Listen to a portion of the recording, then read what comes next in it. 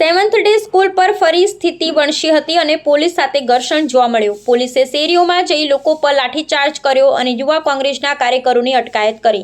અમદાવાદની ખોખરાની seventh day સ્કૂલમાં વિદ્યાર્થીની હત્યા બાદ 20 ઓગસ્ટના તોડફોડ અને હોબાળો થયો હતો, જે બાદ આજે 21 ઓગસ્ટ યુથ કોંગ્રેસ અને NSUI દ્વારા સ્કૂલની તાળાબંધીનું એલાન કરવામાં આવ્યું છે। આ ઉપરાંત વિશ્વ હિન્દુ પરિષદ દ્વારા મણિનગર અને આસપાસના વિસ્તારોમાં સ્કૂલો બંધ રાખી વિસ્તારને બંધનું એલાન આપવામાં આવ્યું છે, જેને લઈ સમગ્ર વિસ્તારમાં ચુસ્ત પોલીસ બંદોબસ્ત ગોઠવવામાં આવ્યો છે।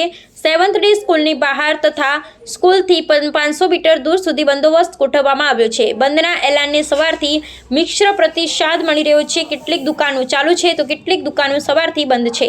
સિંધી માર્કેટ સંપૂર્ણપણે બંધ છે તો મણિનગર, ખોખરા, ઈસનપુર વિસ્તારની 200 જેટલી સ્કૂલો બંધમાં જોડાઈ છે। રોડ પર ફરીથી લોકો ભેગા થતા પોલીસે ગાડી બોલાવી ફરીથી અટકાયત શરૂ કરી હતી। આ ઉપરાંત યુવા કોંગ્રેસના કાર્યકર્તાઓની અટકાયત કરવામાં આવી હતી। શહેર પોલીસના ઉચ્ચ અધિકારીઓ સ્થળ પર પરિસ્થિતિના કાબૂમાં મેળવી શકતા નથી અને બીજી તરફ જે લોકો પોલીસ અને સ્કૂલ વિરુદ્ધ બોલી રહ્યા છે તેમને પકડી અને અટકાયત કરવામાં આવી રહી છે।